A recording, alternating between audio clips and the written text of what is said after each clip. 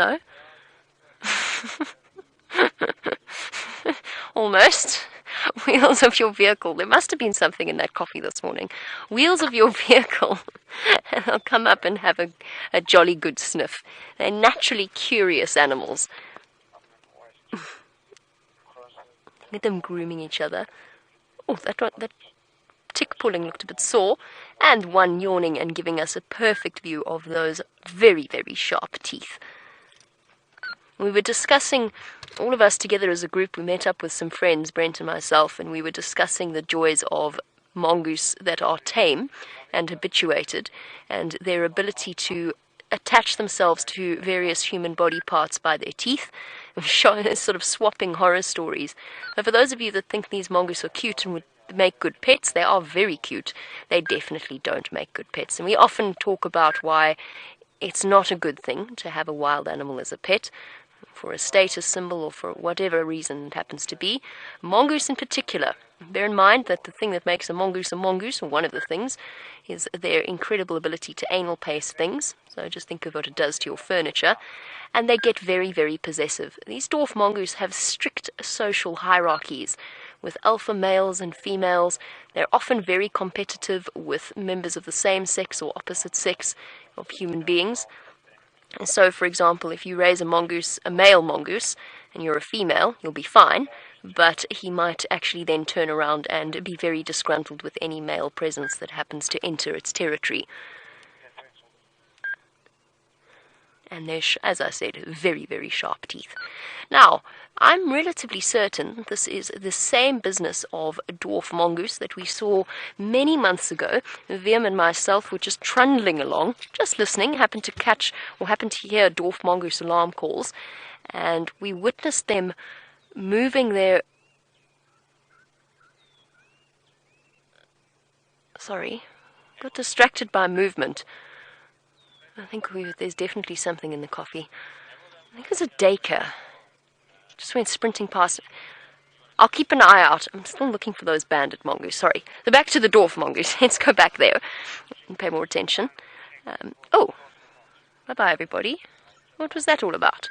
But yes, we saw them moving their babies away from a massive snake. We never really truly determined what the snake was. I think it was a spitting cobra, but I'm not 100% sure about that. Either way, it was a clear threat to the dwarf mongoose, and they decided to move their babies to a different den site. And all of the sort of business, every member of the business of mongoose were grabbing babies by the scruff of their neck and carrying them off to this new den. It was an amazing, amazing sighting, and I wouldn't be surprised if some of those babies are the ones that we're looking at now. Fully grown, reached adulthood now, in just a few months, since it doesn't take a dwarf mongoose long to grow up. And by 8 months old, the females start coming into estrus, and they're basically fully sexually mature before a year old. Now, they would be fully grown by now. Now, this could well be the exact... It was right next to Treehouse Dam, so this could well be that particular group. We've got 1, 2, 3, 4, 5, 6, 7, 8, 9, 10, possibly 11 or 12. They're all darting about a little bit, so it's impossible to determine exact numbers. But they are one of my favorite creatures to just sit and watch.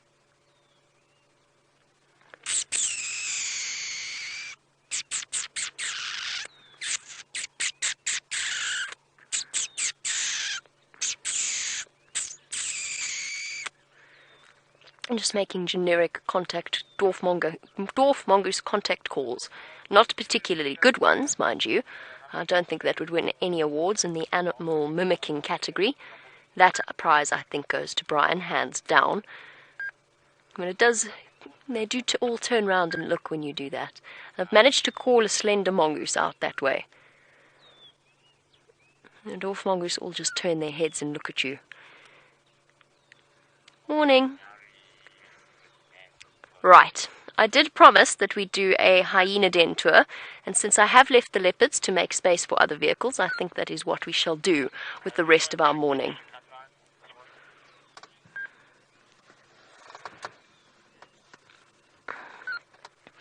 Oh, hi, Prune Panther. You are back once again. And my apologies for yesterday's inability to hear your username.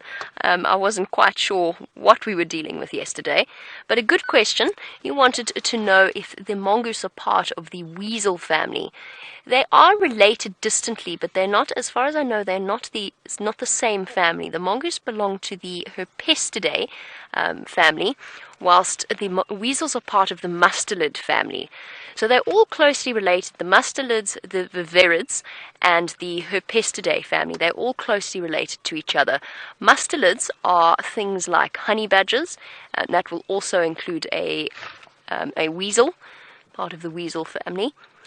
Whereas the mongoose, whilst they look very, very similar, are slightly differentiated by I think it's their dentition, as well as the structure of the anal gland.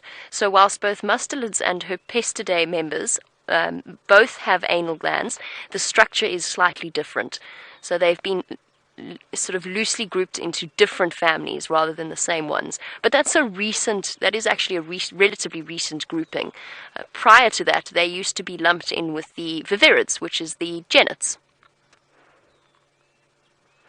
So whilst they are distantly connected in terms of evolution, they are part of different families. Alright, I'm going to carry on and make my way towards the hyena dens. I do have to wonder how Brent's cuckoo search is going. So far he's managed to find many things, but not a cuckoo.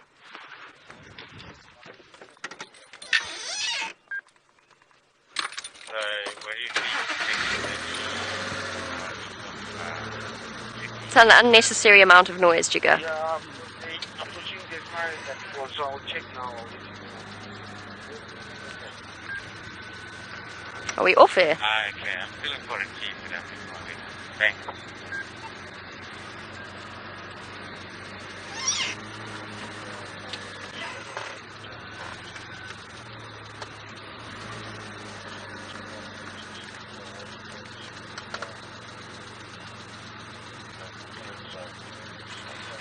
Please repeat.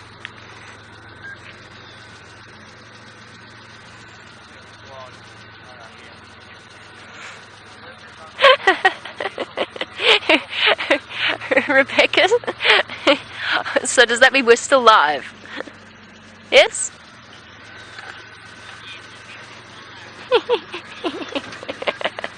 Sorry about that, everybody. We appear to have perhaps my link was a little bit too obscure there. Shall we try it again, Rebecca? Shall we try that one more time? To be fair, I guess it was a bit of an obscure link. There was some mass confusion as to whether or not I had linked. My apologies.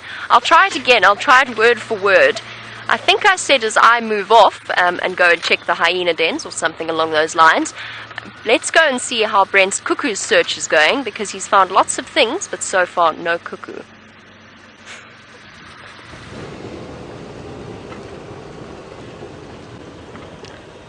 Cuckoo! No cuckoos. Not yet. They literally are being completely silent this morning. Very frustrating. Remember, if you want to ask us about cuckoos or any other animal out here, hashtag Safari Live or questions at WildEarthTV. And of course, you are with the killer bees, Brent and Brian. Oh, yeah. And we're in search of cuckoos. Or actually, birds in general. We're having a birding morning. Although we did just have that most wonderful sighting of, we actually think there were more than 15, but we could only count 15 giraffe. Now, no one has checked our eastern edge of Traverse area. And I was telling Brian, because obviously he's just got back from leave, that I haven't been here in ages. We've been so lucky with Karula and the Nkahumas that we haven't actually come to the east for many, many days. So quite a nice change of scenery down here on the eastern edge of our Traverse area. Now, there's some big tall marulas, and big tall marulas often have lots of caterpillars. So lots of caterpillars equals Lots of birds. in specific. Cuckoo. There we go. So that is not a cuckoo flying away, that is a dove. We are not interested in doves, but we haven't put a dove on camera, have we? Not today. So there we go. One for the morning bird list. Hello. Cape turtle.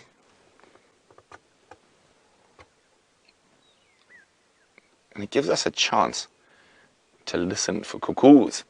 And I know that we have already had a request for the black-headed oriole today. I've heard them calling from Addison, Ohio. We've heard them calling. We haven't managed to get close to one yet. Now, I've noticed something, and I'm going to look out for those as well.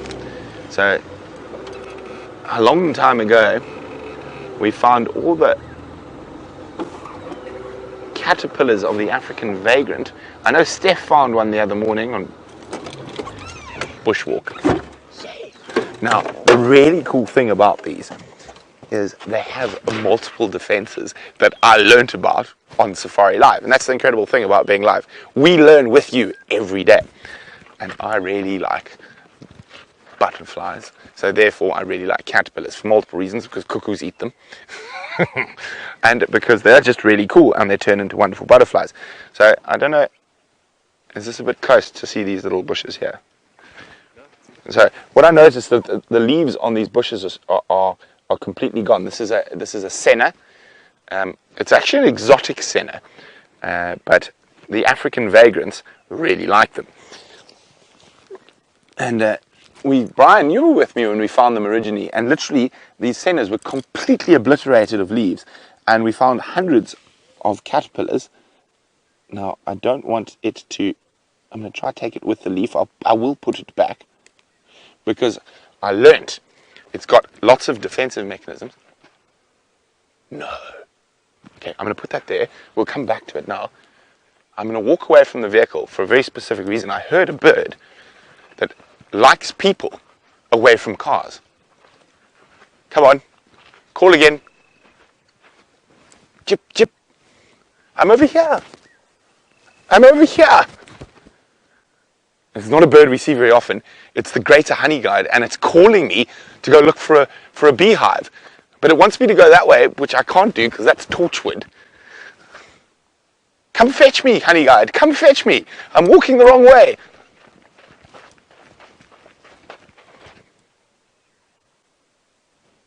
The honeyguide wants me to go that way. I can't go that way. I'm trying to get the honeyguide to come to us.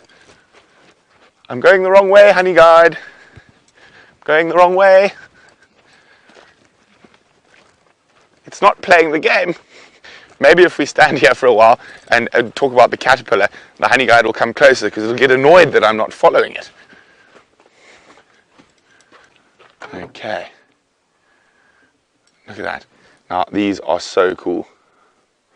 So that is the larval stage of the African... Wait, let me turn it, hey, Brian. Like that. And we've got his head as well. So that is the larval stage of the African migrant or vagrant. Now, the first time we found them was actually on this road as well. Oh, my shadow. Let me just... Oh, he's not even fussed. He's still eating. So, as I said, we found out. So normally caterpillars like this have the normal sort of chemical defense that a lot of insects have. So when you touch them, they excrete on you. Now this guy, no, has some very cool other features that I didn't know about till the first time we saw them on Safari Live. So the reason I plucked him with the branch in tow is because we found out as soon as you touch them, they immediately just let go of everything and drop to the floor and try to pretend to be dead. And the other very cool thing that you can see when you look at him, you can see those little black sort of studs or spikes on his body. And he's as rough as sandpaper. So of course, if you're a bird, it doesn't feel too good on your tongue. So that's another one of the defensive things about the African vagrant larval stage. Now, of course, they're not noxious, and they probably are quite good to eat. But that little sort of roughness on his body, oh, go away, keep quiet, radio, is one of the amazing things that helps him defend himself. Now, also, as soon as we touch them, they just drop to the ground. And obviously, out of sight, out of mind, birds do not have the largest brains, although they seem to be cuckooing us I was going to say something else and I changed my mind there quickly, and we just went with the cuckoo. They're cuckooing us today, and this is definitely one of the species that cuckoos will feed off, and orioles are also great lovers of the caterpillar. So this is a little African vagrant. I'm not going to disturb him because I have touched them before and I felt that roughness, and we can actually see the roughness with the zoom on the camera, but very, very nice. Now, wouldn't it be wonderful if we can find an adult today as well? So the butterfly version, let me put him back on the centers. Now, there's actually quite a few of them on these plants, and as you can see, they literally have completely eaten the leaves. The honeyguide is getting more upset with me because I'm not coming. There we go, I put him down.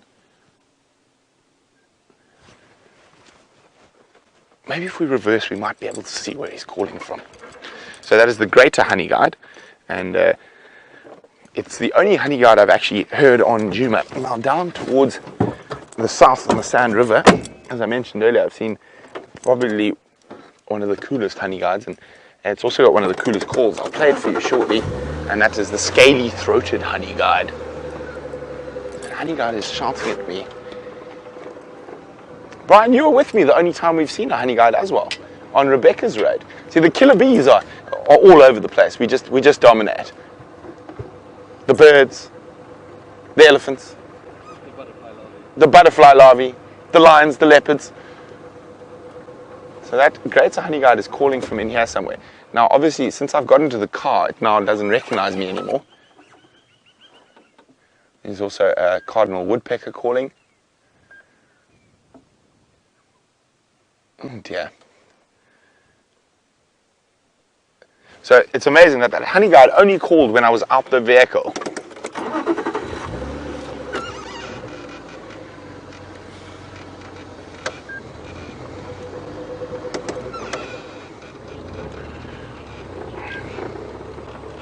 So as I was saying, I was going to play you the call of my favorite of the honeyguide species we get in southern Africa, which is the scaly-throated honeyguide. And honeyguiding, but I'm going to keep driving because I can hear an oriole, and we have been asked for one, so let's go find it. And it sounds like it was calling quite close to the road, and also gives me a chance to go through my digital bird book. I'm so fancy, I have a digital bird book, not a paper one. What do we want? H for Honeyguide. And okay, let's just get to that oriole. I'd say it's calling. Oh, I think I actually saw one flying into this marula tree.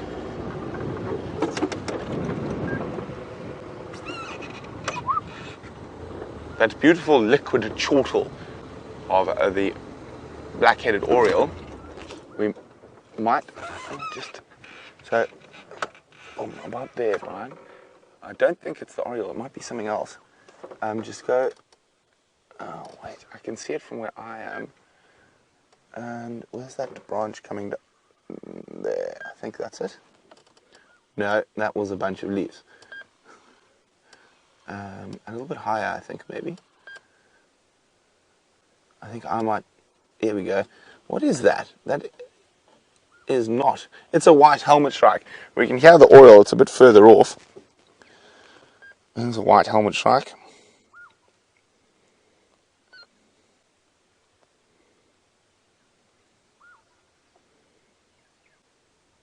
So, James Richard was saying that honeyguides, are they also brood parasites like cuckoos?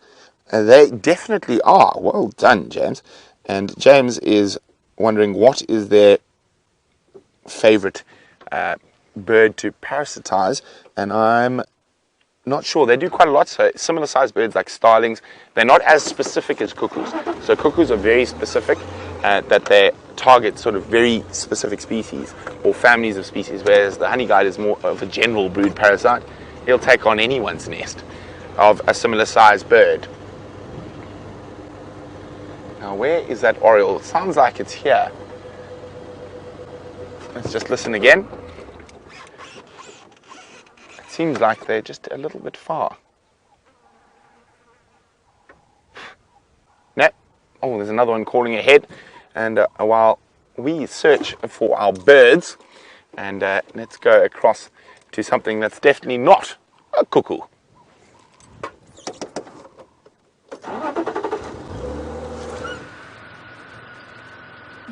Definitely not a cuckoo is a relatively good description of the buffalo I'm trying to show you. I'm being very, very careful. I was on my way towards the Philemon's Dip hyena den, and just as I arrived, I started hearing the buffalo braying, and I had to double check with a message that I heard on the radio, and Andrew says she's charged him already. There's a very upset buffalo. I'm going to keep my distance. I just want to see if we can get a view of her. I can hear her calling. I don't quite know what's happening here. I don't know if perhaps she's lost a little one. Perhaps to the lions. Maybe she's calling for them. Where's she gone? There she is. There's something really not right with this buffalo. You can see she's not stopping to feed. And she is calling constantly. Obviously, I don't want to distress her any further, so we'll keep our distance. It's just an interesting sighting. She's been wandering aimlessly, backwards and forwards. And the rest of the herd is behind us, but they're actually almost keeping a distance from her. And I don't know what that means. I don't know if there's what exactly is going on. To be charged by a female buffalo when you're in a vehicle is... I've never had it happen, and I don't know anybody who has had it happen, which makes me very, it's one thing with if it's a big Duggar boy that perhaps is in a terrible mood. Even that is unusual in a vehicle. So a female is next to unheard of, and I didn't want to go in and check that hyena den until we've established exactly where she's gone. And it's an important update for lots of people, particularly those on foot. I'm not sure if Gendre and Wiem are still out on foot with Herbert. I know they were doing some filming, but it would be perhaps best if they avoided the Philemon's Dip area. Okay, they're back. That's good to know. Is that her there in front? I don't know. I think she might have aimlessly wandered back into the road.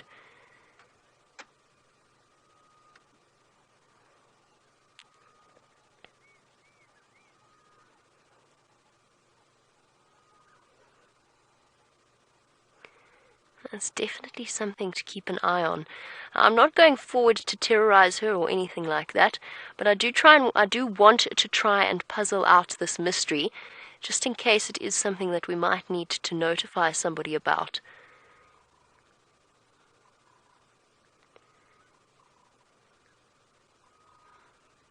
Very peculiar. Very, very odd behavior.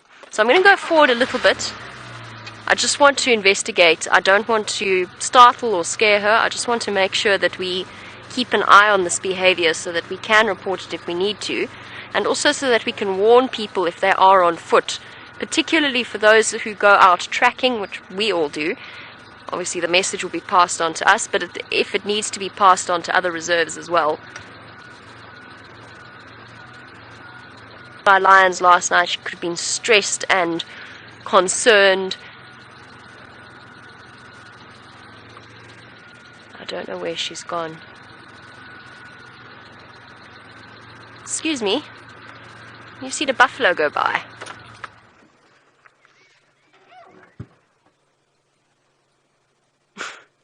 Giraffe are very good at keeping a secret.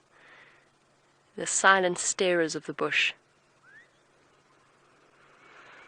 Okay, we can't push this any further. I'm not going to go any further after her. She's gone into the block here. There's nothing more I can do. We'll just keep an eye out for her.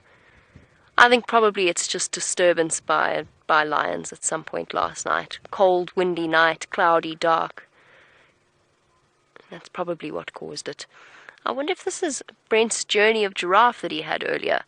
It seems like we go through phases of either seeing no giraffe, or now all of a sudden we've got lots and lots of them wandering about. It's such a nice change. A big old female, munching away at her breakfast, giving us a beautiful view. No, you see, she is there. Okay, I just want to turn around just so that I've got a better view. That wasn't her. This is a different buffalo. She's in here. Well, Right, I'm going to try and figure out what's going on with this female buffalo. While we do that, let's head across to Brent for an update on his side.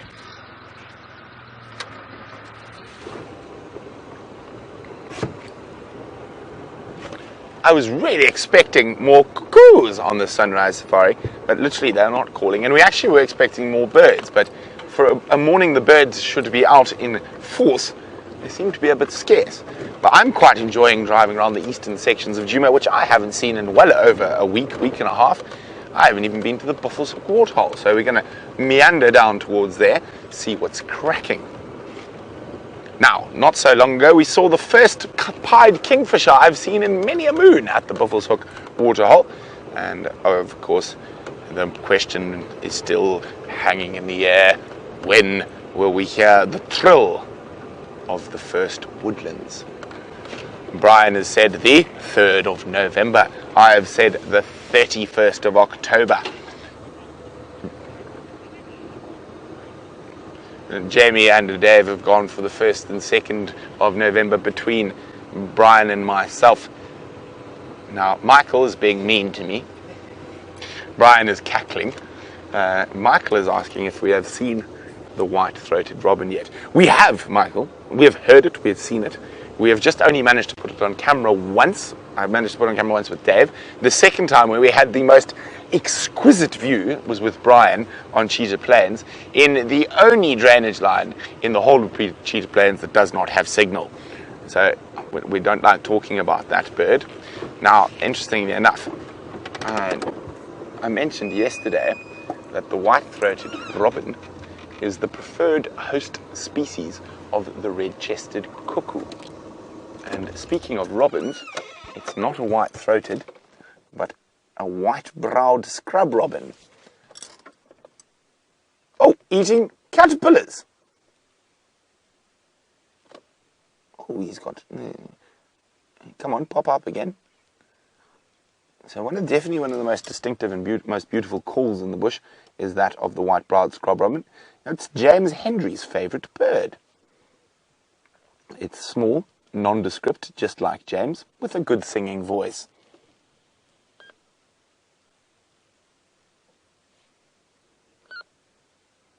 Wouldn't it be lovely if it gives us a song? I think it's too concerned in eating all the butterfly and moth larvae that are around at the moment. Oh, off he goes. Beautiful.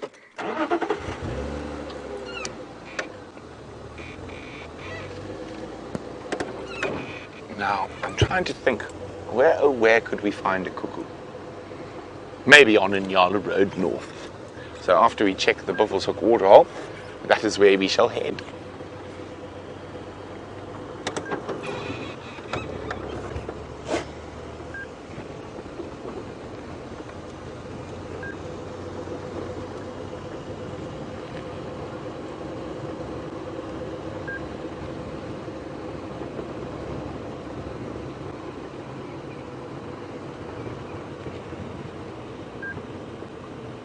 It is just nice sort of taking a morning to really enjoy the bush and the small things.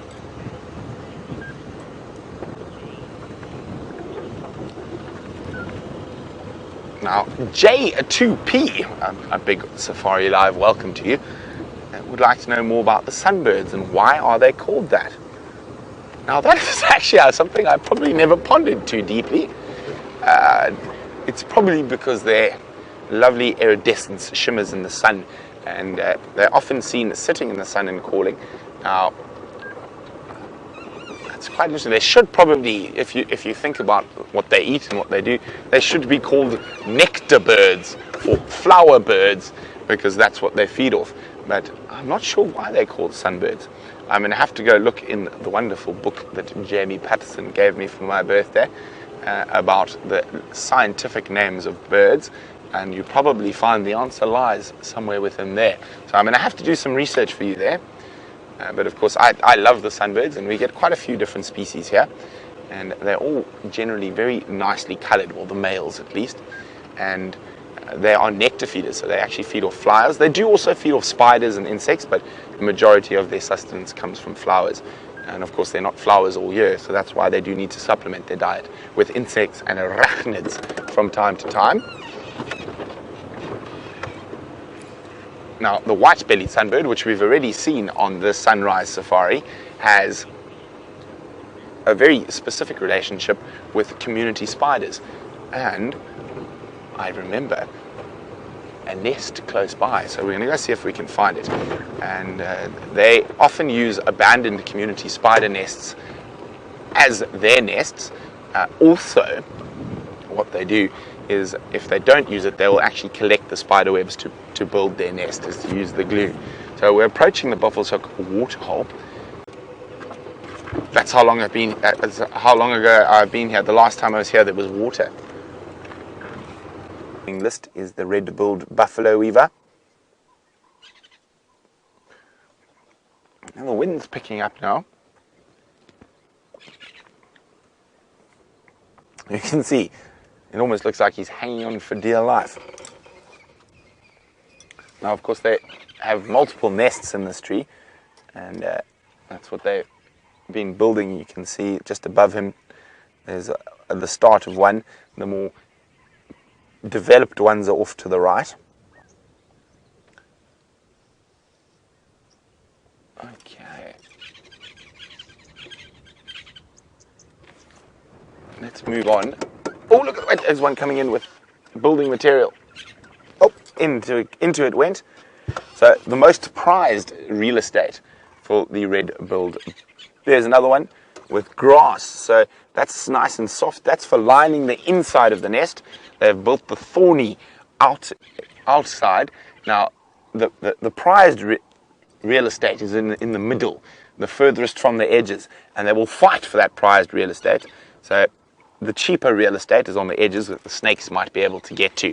So the reason they use thorny and spiky branches is to try and keep predators, specifically snakes like the boomslang, away.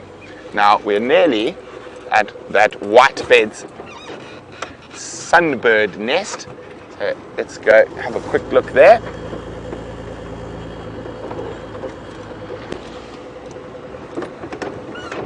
Now, I don't know if it's in use at the moment, but it could very well be. No, that was something interesting.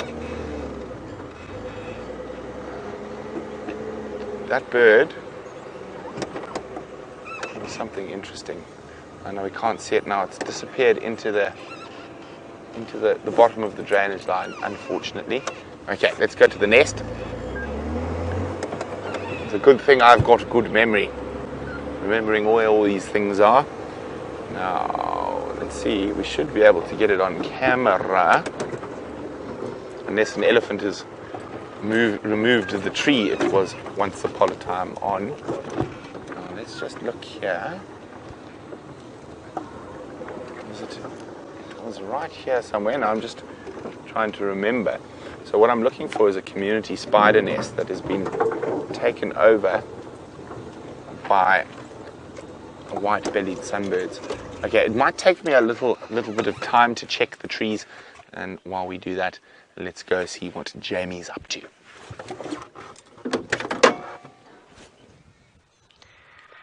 While Brent makes his way to try and find the nest of the sunbird, we find our way towards the hyena den. Well, blocked by the rest of the herd of buffalo that are slowly making their way in our direction. One little one on the right, big one in the middle, and a couple of ones in between.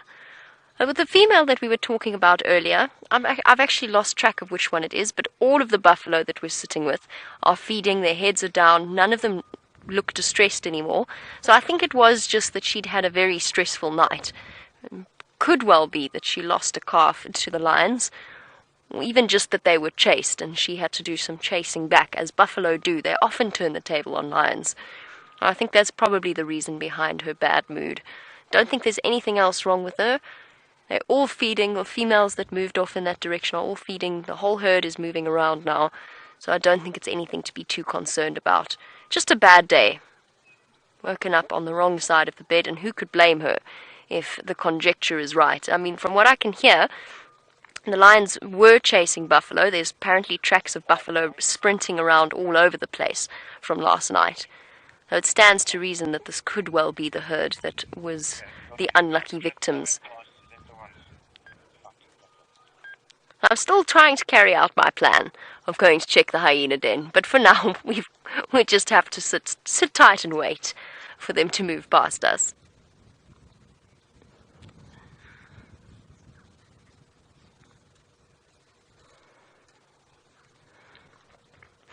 Aqua, you wanted to know if it's possible that the female had rabies. The thought, I'm not going to lie, the thought did occur to me. I don't know anything about rabies in buffalo. Hello?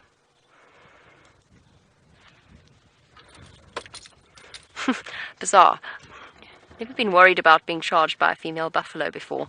The thought did occur to me, just in, that sort of heightened state of confusion. I have to confess, I know nothing about rabies in buffalo. I know that all animals can get it, but some animals are just carriers, so they don't actually become infected by the symptom, or at least they don't get the symptoms. They don't manifest the symptoms of the virus itself. But if she's feeding, and if the rest of the group has happily joined her, which they have, then no, she doesn't. Animals tend to know when another animal has rabies, and they run away from it.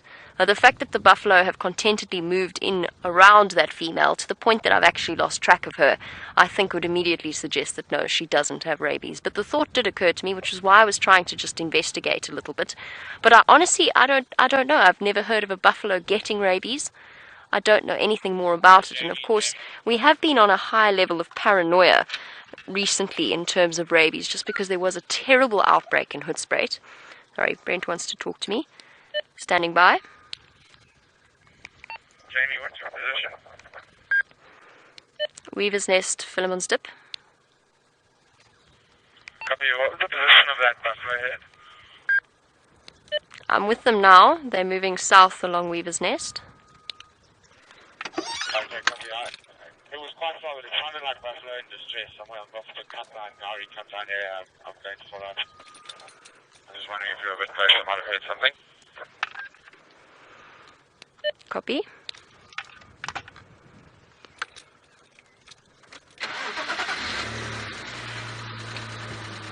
It's odd, because I can no longer keep track of her. I mean, this buffalo's behaving in a completely innocuous manner. I'm just giving her a little bit more space.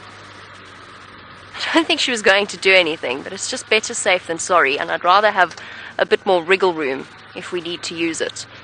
Sorry, but Brent's just called in that he's heard buffalo distress calls around Buffelshoek Cutline and was just wanting to know whether or not I thought it was from this lot, which obviously it's not. He was wondering if perhaps I was a bit closer. So that's what that conversation was about.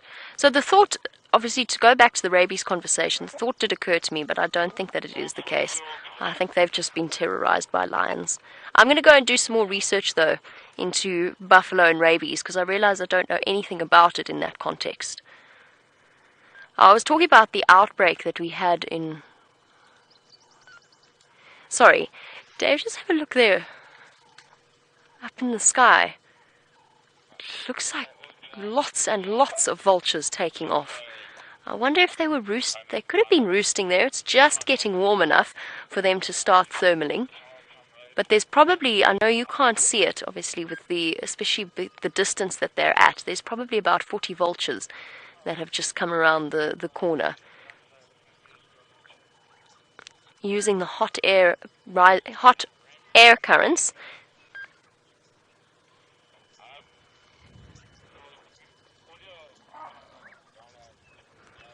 Might also just have been chased by the elephants that I've just realized are feeding not too far away from us. Oh, sorry, just to go back to the vultures, I'm a bit disconnected at the moment because there's so much happening around us. Shamsan, you wanted to see a vulture feeding on a carcass, or vultures feeding on a carcass. You wanted to know if there's a good time of day for that.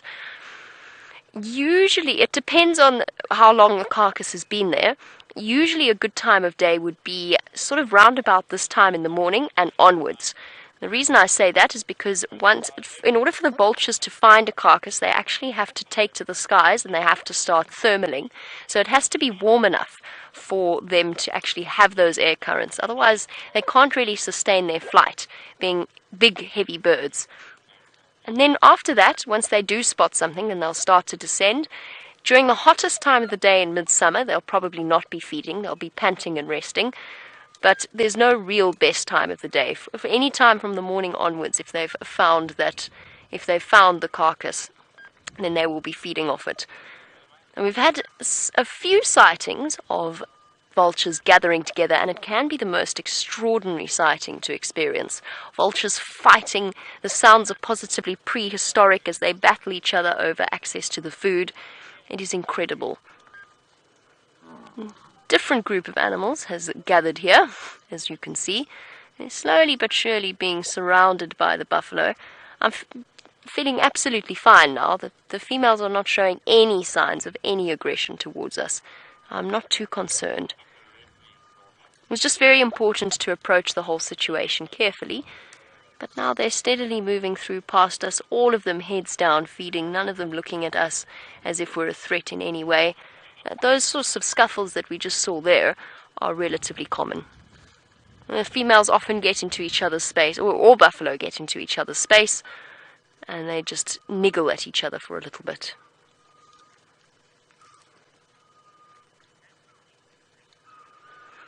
While I wait patiently for our buffalo to move around us so that I can go to the hyena den, let's hear from Brent what's happening with that buffalo distress call.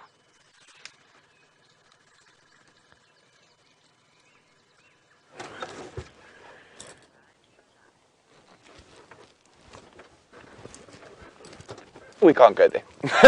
But I can hear lions chasing buffalo directly north of us. I mean, I even found the Sunbird nest, and I left the Sunbird nest because I heard brrrr.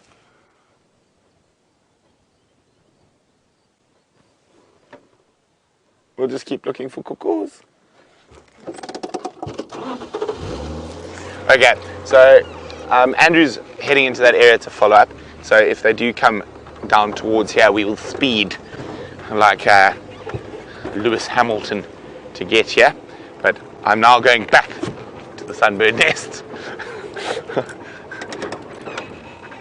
And still, not one cuckoo call this morning. We haven't even heard one.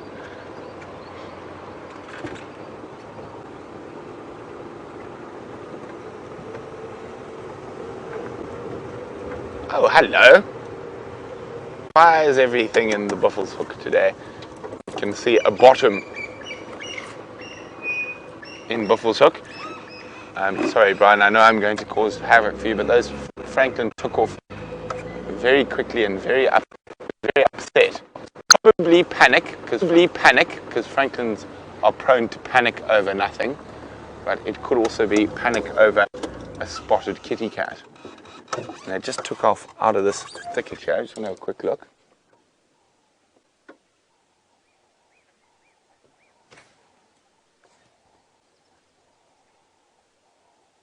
No, I think it was complete and utter panic over nothing. Okay, so the bottoms have disappeared. Oh, that's not so much of a bottom as a side-on view now of an Ellie. Hi, Ellie. Bye, Ellie. Oh dear. Off goes the elefante.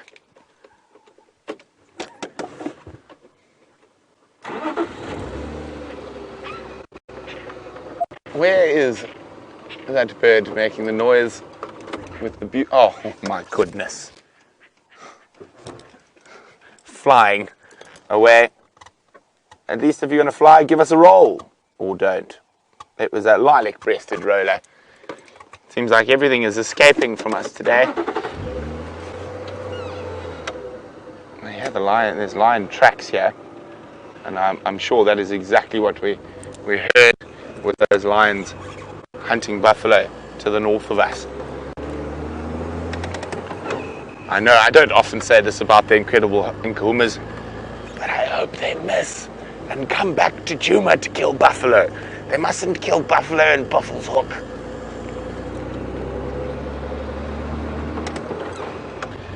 But of course, if the lions aren't there, there are birds.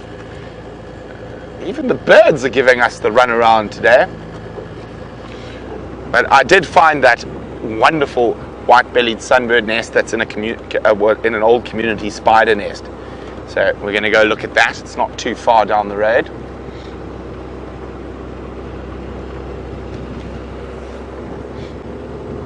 But it is an absolutely splendid morning. I'm so happy to have sunshine and no howling gale or cloud or drizzle. Of course, I know the bush needs the rain, but it can be kind enough to rain in between safari times in future, please. A wet bottom is not fun.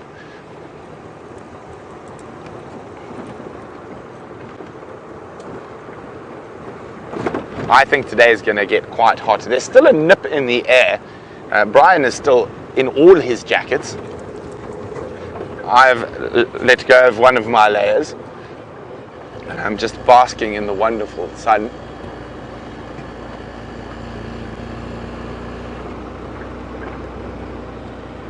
Now, of course, this is a great time of the year to look for nests. Remember, we are live, hashtag Safari Live, or questions at WildEarthTV if you've got any questions.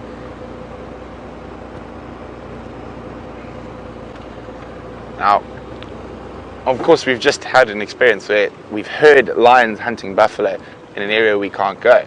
And Michael's wondering, how do you know when a new coalition of male lions is coming? Do the other reserves surrounding you let you know? How did we know the Birmingham boys were on their way? Well, fortunately for us, we've got some friends to the north of us in the Manyaleti, and they let us know that the Birmingham boys were on the way. And they kept us updated on their progress as they came south. So most of the time, if they're coming from the south, the north, or the west, we'll know. The only time we don't know is when they come from the Kruger. And they can literally just appear like, what was the word I'm looking for? Like ghosts? No. Ghosts is the wrong one. Like marauders. A marauding invasion. And they can come in from Kruger. Now, according to the guys in Coral, they've been seeing and hearing some young males. So there might be a new coalition coming in, but there's only 2 of them. So probably not a threat to the Birmingham boys. I'm probably sure they've heard of the Birmingham boys. And the Birmingham boys rushing off, and I'm only saying they rushed off from what I could hear last night. It could even be those young males calling in the Kruger. And the Birmingham boys decided they need to make their way there and give them, I'm going to use a very South African term, a snot clap. And basically it means a smack that hits the snot out of you. And lions are quite good at snort claps. Oh dear, that has changed since I was out of the vehicle. There are now elephants around where the sunbird nest is, but we'll come back to the Ellies shortly. Oh, it's got a floppy. Yeah. Hello, Floppy. Floppy, we'll be with you shortly. I just want to look at a bird nest, and then we'll come spend some time with you. It's nothing to do with the fact that you have a floppy here. Okay, I just want to show you this nest quickly. It is quite fascinating.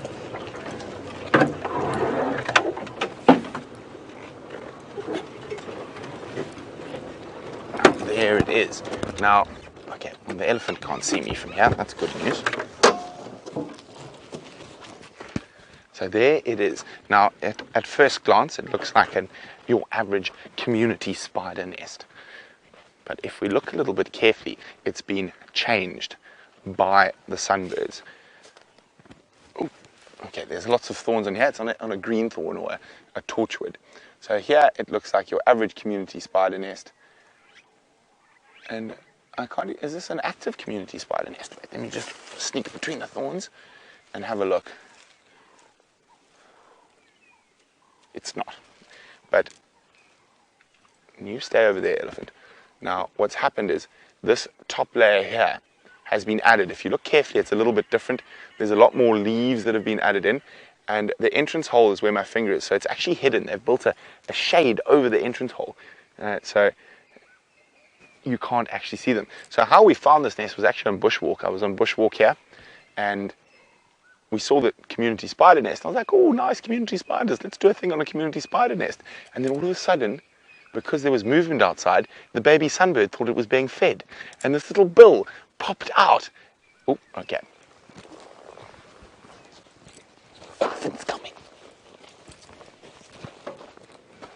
She didn't see me. It's okay. And the elephant started walking straight towards me. Well, let's go spend some time with elephants. But I'm happy I managed to show you this wonderful nest.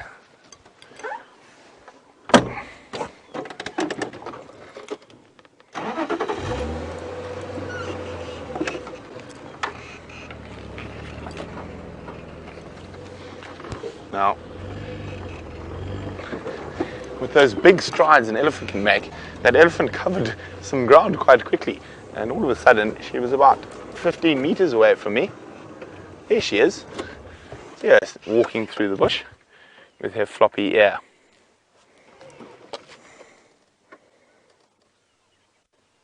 Hi, Ellie.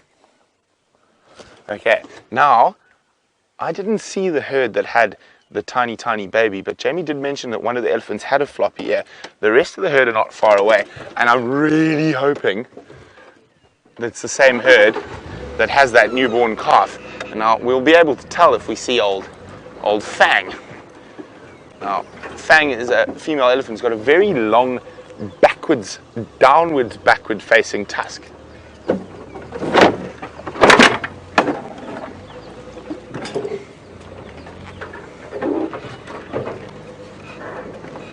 Okay, there we go, we're out. And the rest of the herd were just over there, so fingers crossed it's the herd that's got the newborn baby.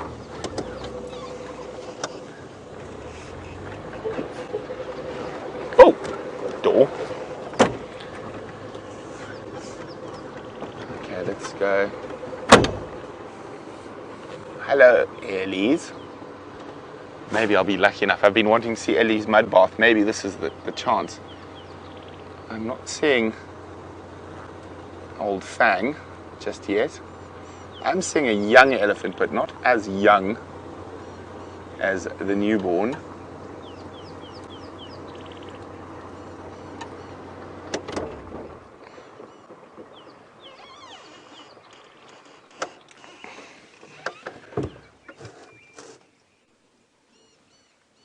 Everything is disappearing from us today, Brian.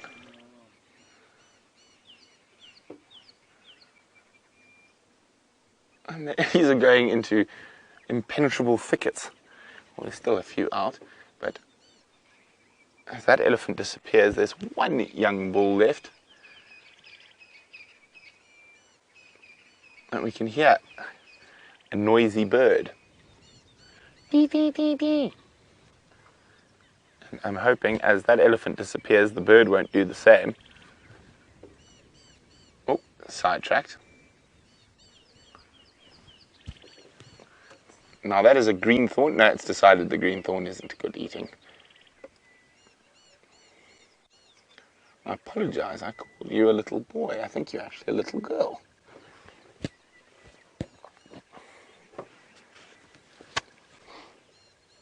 Yum, yum, yum. Acacia for breakfast. Now, of course, the Australians have stolen the name acacia, which is ridiculous. I refuse to call it by its new name. I can't even remember what its new name is. Of course, the bird has flown away.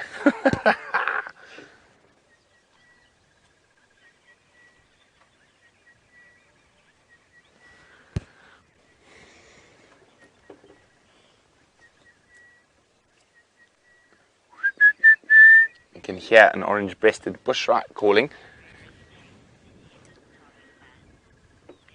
And now, Brian, are you up for a challenge? Now, there's some birds flying around quite quickly.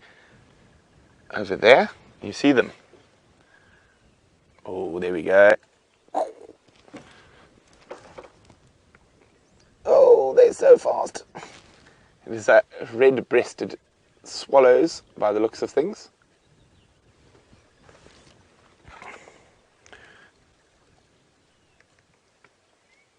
They are moving very quickly. There we go, Brian. Well done.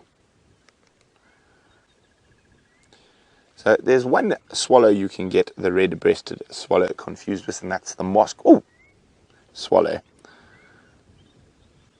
But they can look a bit similar. We haven't got any of the European swallows now. As I said, they look like red-breasted swallows. I'm going to have a closer look now to see whether they are red-breasted or mossed. I just need to find my binoculars. Brian is doing a sterling job trying to follow them as they flutter at height. Well, I suppose they're not fluttering, they are flying. Okay, binoculars, check. Swallow, gone. Okay, they should come back around. No, they're not. Well, now we can't even count them, Brian. We don't know whether it's a moss swallow or a red-breasted swallow. We need to be better. Yeah. To quote Kirsten, just be better. Okay, well, the elephants are gone, the swallows are gone, and we're gone.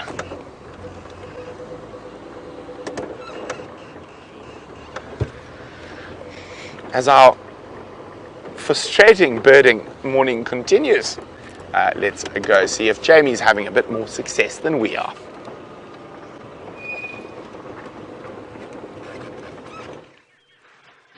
I'm also having an interesting birding morning. It was a bird that I really, really wanted to get on camera, but it actually took me too long to figure out what I was hearing. So it was a sound that goes something like this. Whee! It came out of nowhere. I immediately slammed on the brakes, and my mind's going through, was that a distress call from maybe something like a duiker or a steenbok? And it took me far too long, just because we haven't seen them in such a long time, to realize that I was listening to trumpeter hornbills. And by the time I picked up on it, they flew off towards Sandy Patch Road. I'm hoping we're going to get to catch up with them at some point this week, because I'm sure that's a new one for many of you to add to your bird list. A trumpeter hornbill cries like a human baby. And when a flock of them flies over, you get a sort of combination of sounds. And wah, wah, wah, sound like a crying baby. Sorry, elephant. Peculiar sound that this human being is making. I've made it all the way to the entrance to the Galago shortcut hyena den, and I've found myself distracted by one very large pachyderm, two very large pachyderms, probably more, as this elephant herd moves slowly towards the Galago pan. Now, I'm going to come back to this elephant, if you don't mind. We've seen him feeding, since you have spent some time with Eddie's and with Brent earlier, and let's just go and check this hyena den. I just want to know if there's anything around here. I haven't seen any tracks, which isn't a positive sign, but you never know. It might be a female on her own. Perhaps that's moved through to a den in the same way that Gwen did when she first had her cubs. So let's give it a go. I'll come back to the elephant. I'm not seeing any tracks except for lots and lots and lots and lots of impala tracks. Come on. I get my hopes up every time, only to have them dashed. I'm hoping that today is not going to be the same. This is where Mike saw her emerging from last night, that he suggested that she looked as though she'd been digging. It could be one of the... generally, the hyena cubs are the ones responsible for excavating most of the den site. They have that natural instinct from the minute they are born, and they continue to make the tunnels. But if perhaps the tunnel had collapsed, maybe a female might be involved with excavation. Oh, goodness. Things have got a bit overgrown here. And the Galago shortcut den not looking like it used to. Our one road is blocked completely by a fallen tree. Come on, hyenas. Come on, hyenas. Aww. You okay there, Dave? Whoop. there we go. I forgot about the GoPro sitting at the top there. Okay. Well, I mean, it's not completely bleak, but I don't know it is. I don't see any fresh tracks, scrapings, diggings, or anything of the sort. I might go for... Leaving Gorilla open lock. I was going to say I might go for a little bit of a walk, but I can hear an elephant moving about behind there. And they've been in a particularly bad mood over the last few days, so I'm not going to go walking now. I think the lack of tracks is relatively... I mean, that pretty much tells us everything we need to know. Our hyenas are not, at least not back at the Galago shortcut den, nor are they at the Philemon's cutline den. Doesn't mean they're not... I checked the Mvubu Road den recently.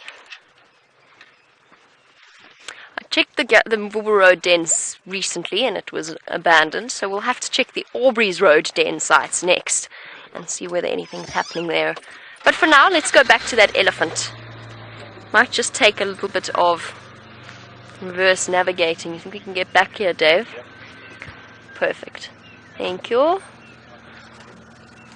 Watch heads, everybody. You okay there, Dave? That's about to smack you. Okay, well done. Whoopsie, whoopsie daisy. Let's try not to take Dave out. That would be most tragic.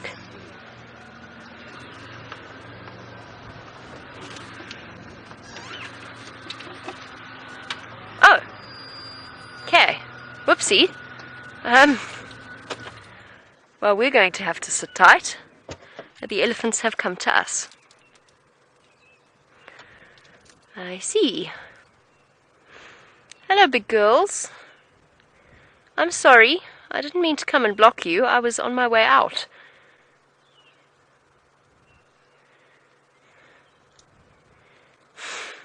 Oh well. This is now a massive herd that's coming out of the woodwork. They all popped out of the block while we were looking at the hyena den. Hi, girls. Hello. One of the females has gone very still. Hello, my girls. Yeah, she's just looking at us. She's just checking to see that we don't mean any ill intentions. But we've just got to sit nice and tight and wait for them to come past us. There's not much else we can do in the position that we're in. There's nowhere really to go. Now, the reason that I'm talking to them is so that obviously they know that we're here. They've heard the vehicle moving about and crashing about. And the one female was a little bit upset by it. I'm just talking to her to remind her that obviously she can't understand a word I'm saying, but by constantly talking in a nice low tone, letting her know that we're here and that we are humans in a vehicle, which is something that she will recognize, the sound of voices, and also just by communicating in a relatively low and even tone, and she knows that we don't mean any harm. The little ones are not bothered at all.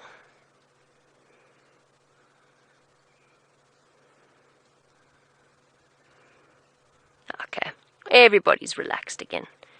Perfect. I don't want to reposition at the moment, just because we're going to make a lot of noise as we do, so we'll settle for the spot and wait for them to slowly come to us. It's not the best view in the world, but it will improve.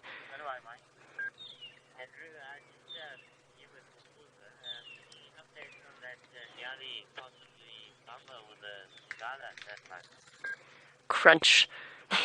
And these, of course, are the animals responsible for our now lack of road into the hyena den. The elephants have been doing some serious landscaping over the last few weeks and months. They've certainly changed the face of Inge's garden and the DRC. There were two of them yesterday, weren't there? Yes, it was last night that they were inside the DRC. So we had a lot of interactions with elephants in the camps recently. I think they've all come through here. I think they're going to decide to have a snooze. Dave, we might be late for breakfast. Oh well, indeed. There are worse roadblocks to be stuck in. First buffalo, now elephant. Hello, little one. Being chased around by an older calf.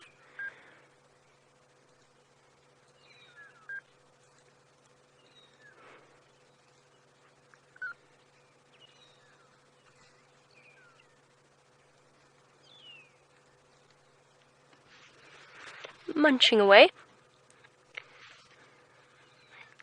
A relatively young elephant, probably judging by the thickness of the tusks, most likely a male.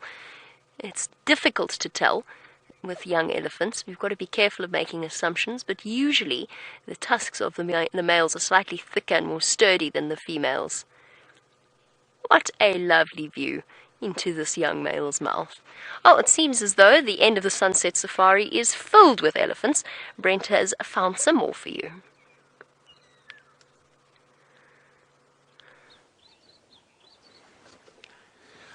I think this could be the latest little addition to the Djuma elephant family.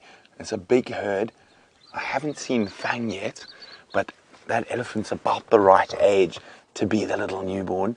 Still very wobbly on his feet. Now, could this be the one whose placenta we found? Oh, look at that. He's so small, so cute.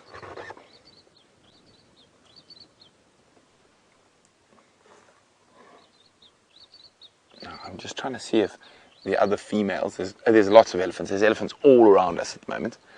I'm just trying to see if the other female, if Fang is in this herd, because if Fang is, it's almost certainly the new one.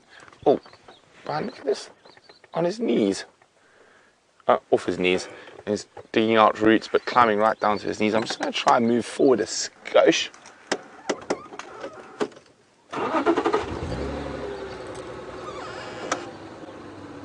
I'm really hoping that this is the one that Jamie saw.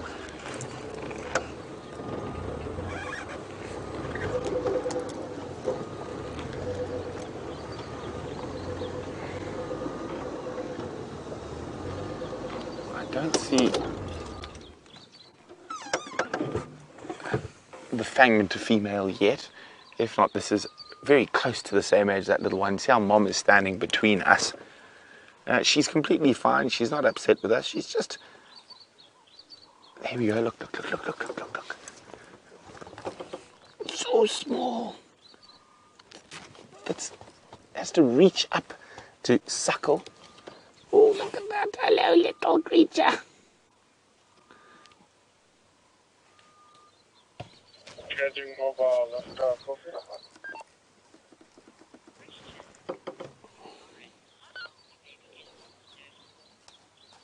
Now, look at that. You can see there's some green stuff on the sort of high on the back of that baby Ellie. What's happened is, unfortunately, that baby Ellie has been obviously behind Mom or another elephant and has been defecated on. Poor little guy.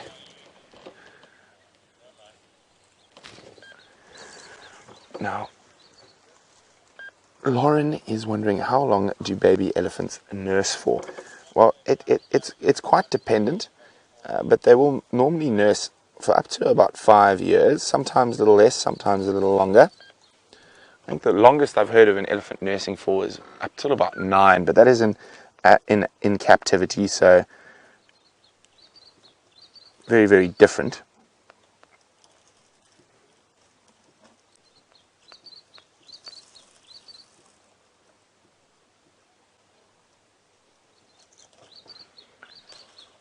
This is the best type of roadblock.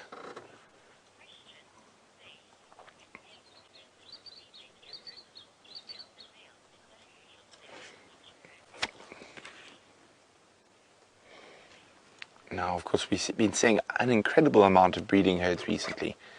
Faith is wondering, she says, well, we always see more females than males. Is that normal? It is, Faith. The males tend to spend more time on their own or in little bachelor groups. The breeding herds tend to be a bit busy, a bit noisy. So the big males generally don't spend that much time with the breeding herds. Oh, look at that. It's still so wobbly.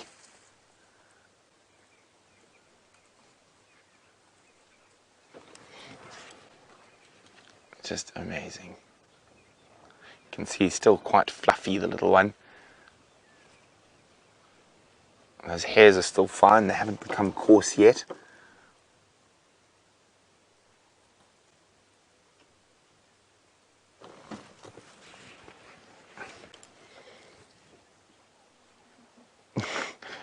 scratching himself against Mom's leg. Who needs a tree when you got Mom's legs? And you can just see by his behavior how young he is. Doesn't move from Mom at all, stays really close.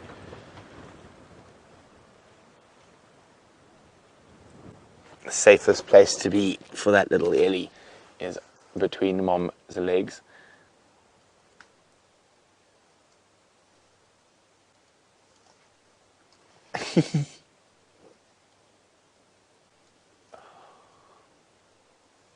Oh, he's just so cute.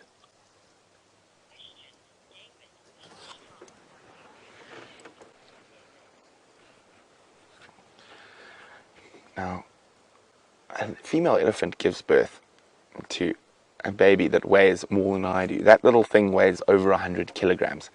And David's wondering how strong they are. They'll knock you over, or me over. I've had to deal with some orphaned Ellies before. A little bit older than this one, but they are incredibly strong, even at a very young age.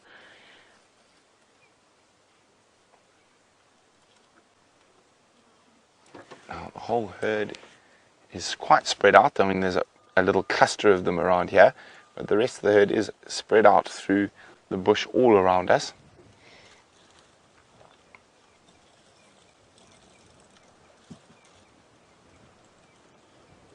Looking they're very relaxed in our presence, and no aggression signs showed. So you can see they're all absolutely all around us.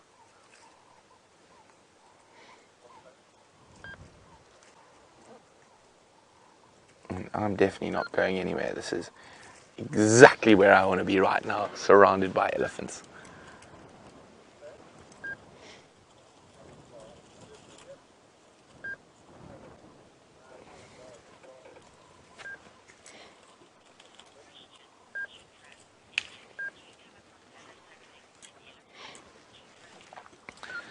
Now, of course, we're looking at a little tiny baby that is still suckling. Cheetah, who's in India, is wondering, do we come across aloe suckling in elephants? Now, if you're wondering what aloe suckling is, it is when unrelated females, or not unrelated, but not the mother of the baby will allow the baby to suckle. There have been some recorded cases of aloe suckling in elephants, but it is quite unusual. Normally not. Adoption and it only happens when the mother has died normally, and sometimes, but it's very rare, another female will adopt a calf. Normally that calf is left to die and normally stays around its mother after it's died. So it is possible, but it is very unusual.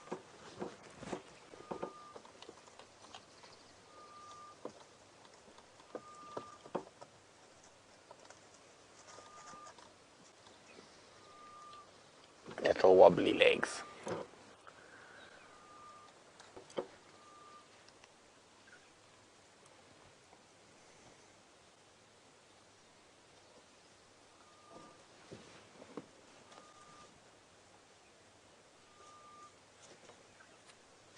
And you can hear the mournful call of the spookful in the background, which is the grey-headed bushshrike. Oh, there we go. Watch how he tries to keep up with Mom. Oh, I apologize. It's a her, not a he. The little one. Wherever Mom's goes, so shall she.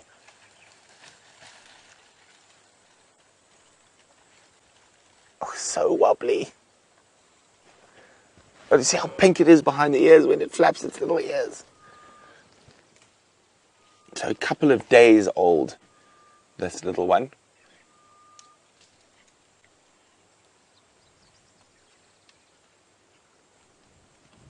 Oh, look, it's so pink behind the ears. Oh, round the corner. Let's follow them.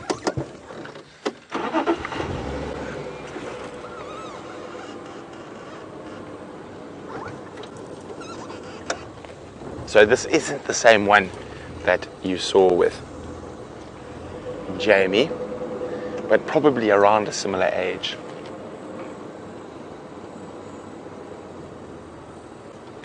Elephants everywhere, isn't it wonderful?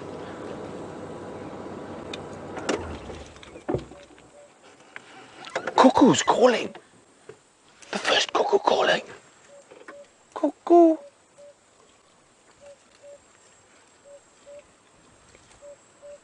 Oh, I'm torn. Elephants or cuckoos? Elephants or cuckoos? Go for the cuckoo. Let's go for the cuckoo. Let's sneak past the elephants. Oh no, we're going to have to wait. The elephants are going to cross. And of course, elephants have the right of way here in the bush. Can we see the cuckoo from here, maybe? Oh, it's so tantalizingly close. The first cuckoo call.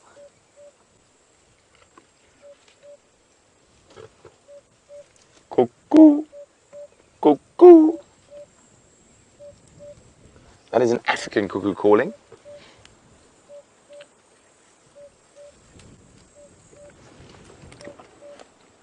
It sounds like it's there somewhere.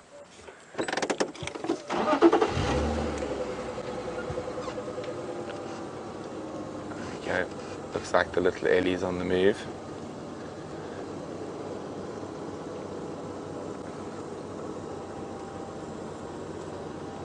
Are we going to break the cuckoo duck so we can stop doing the ridiculous cuckoo? Don't fly away before we can get you on camera. Well, that's what the little elephant thinks about cuckoo. Oh, there it flew. Damn it. There. Got him. There we go. It's over. It's over. It's over. You can see him calling the African cuckoo. He's puffing out his neck. Thank goodness, Brian. I don't know how many more times I could say cuckoo in that ridiculous voice.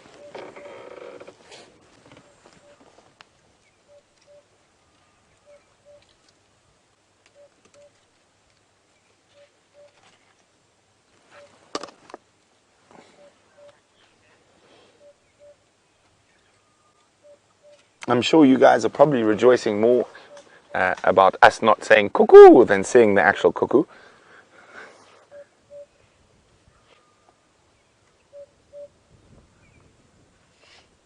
Oh, caterpillars beware.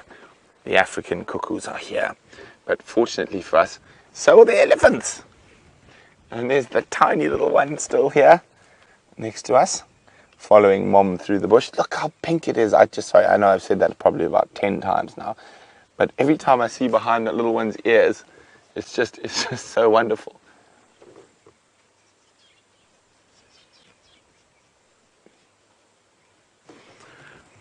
All right, we're going to leave Mom to move off. Now, since the cuckoo duck has been broken, I've got a feeling we're just going to see all the cuckoos in the next few minutes. So we're going to keep looking for the cuckoos, but let's jump on board with Jamie and see what she's up to. Oh, bless you. Well, what a lovely morning it has been. Dave, is that your first time seeing Karula no cubs since you got back from leave?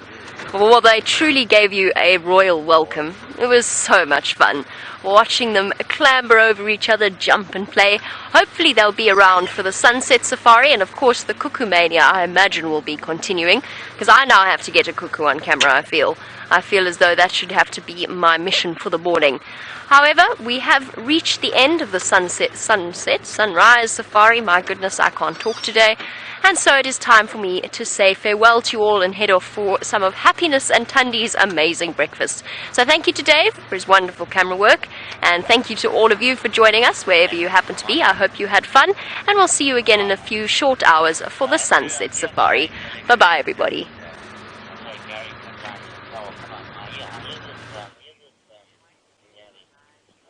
Now, literally, we drove 10 meters and the next cuckoo appeared in front of us.